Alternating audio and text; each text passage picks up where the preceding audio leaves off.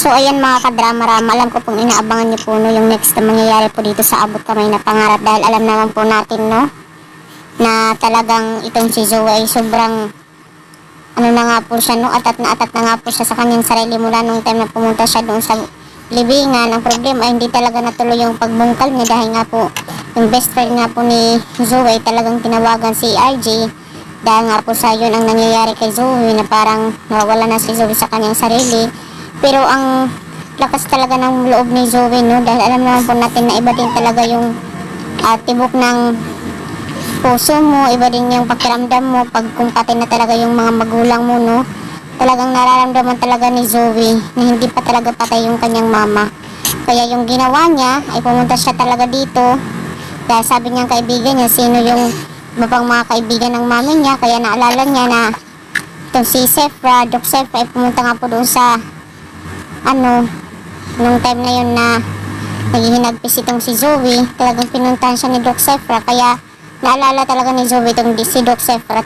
Talagang pumunta siya doon, tinanong niya talaga kung ano yung last na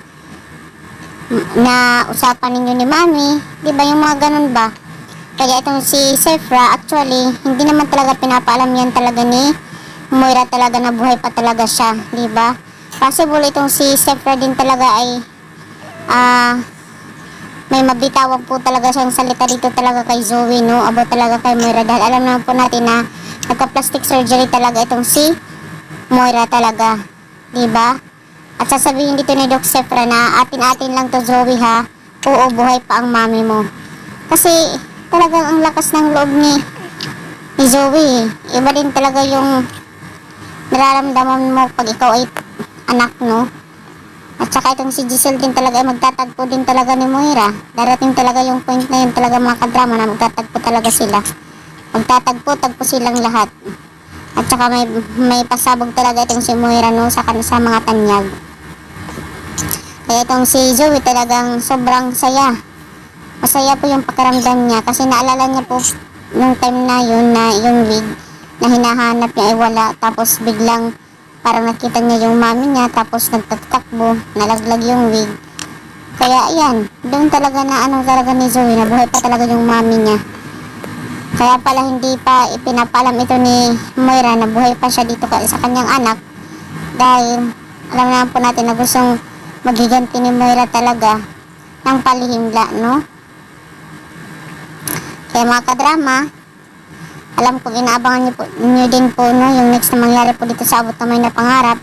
Kaya abang-abang lang po tayo no, dahil alam kong excited din po kayo no sa pwedeng mangyari dito sa Abot Kamay na Pangarap.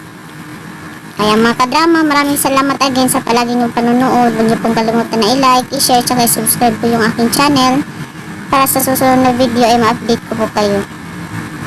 Maraming salamat again mga kadrama. Thank you for watching. Malaking tulong po yan sa aking channel. Ay, sana nga po no, talaga masabi na ni Sephra talaga yung katotohanan dito kay Zoe para si Zoe hindi na ma-paranoid. So na po mga kadrama, abangan mga kadramatic. Bye!